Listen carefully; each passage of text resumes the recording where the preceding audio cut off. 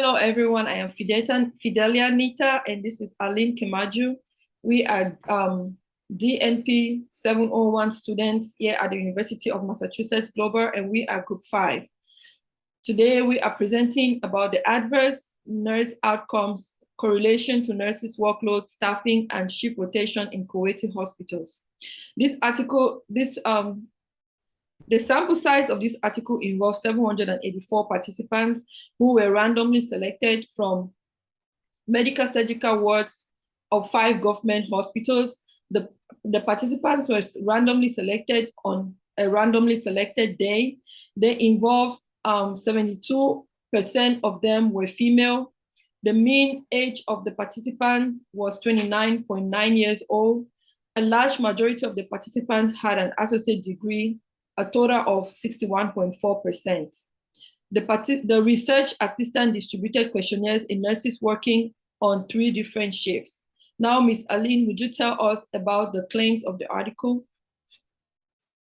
The claim of the article are increased adverse nurse outcome as a result of increased workload of nurses, patient load, frequency of nursing activity, short staffing, and shift rotation. Okay, so the statistical evidence provided in the article to support the claim includes significant positive correlation between adverse nurse outcome and patient load. Every value of the person correlation on table 5 is greater than 0, indicating a positive correlation with majority having a statistical significance of a p-value of less than equal to 0.01. A negative correlation with a percent value of R less than 0 between adverse nurse outcome and staffing. Every correlation value for this test was on the negative, indicating a negative relationship between the staff and the adverse outcome. No statistical significant difference in adverse nurse outcome and morning and evening shift were compared. Okay, so the evidence from this statistical analysis, the supports claim 1 and 2 as seen in the positive correlation value. So claim 1 and 2 is increased adverse nurse outcome as a result of increased workload of nurses and frequency of nursing activities. The claim fails to, the statistical evidence provided failed to support claim 3, which is short staffing. Claim 3 is not supported in that it shows a negative value of correlation between the staffing and a good number of adverse nurse outcome. And then the article partially supports claim 4.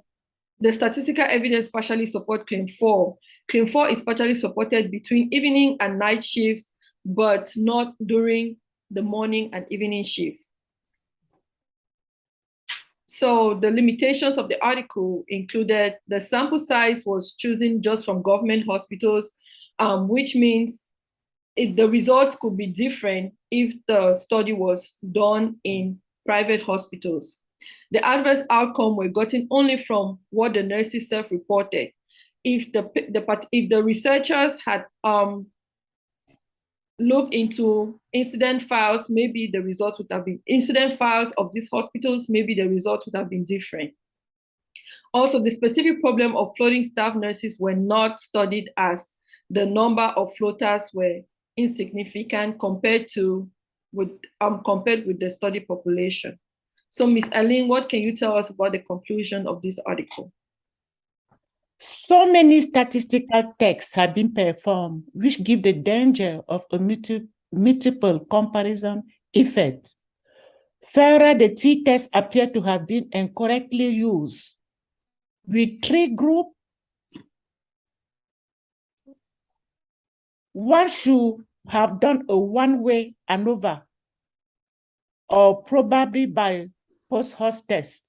There were no indication that the t-tests were correct for multiple comparison. Overall, the claim of the study have not been fully supported. The data may have been analyzed inappropriately.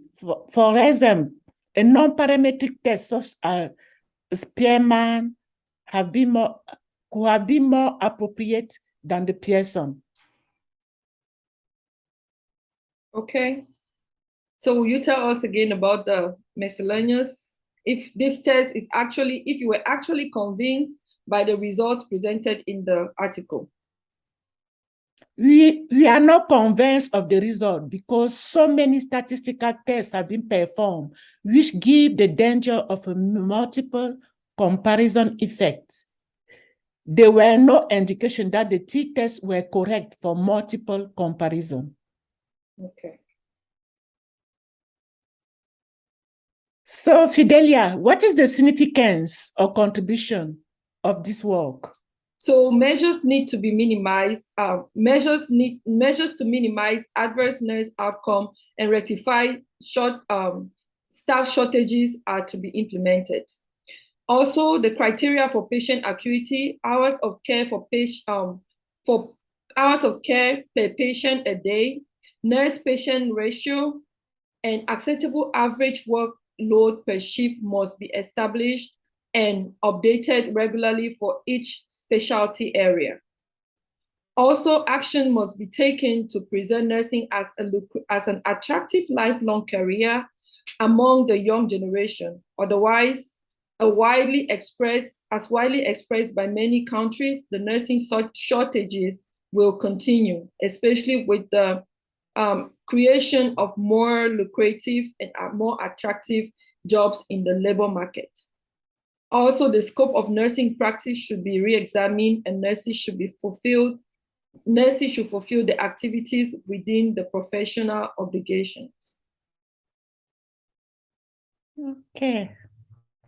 That's conclude our group presentation. Thank you, Fidelia. Thank you, Ms. Aline.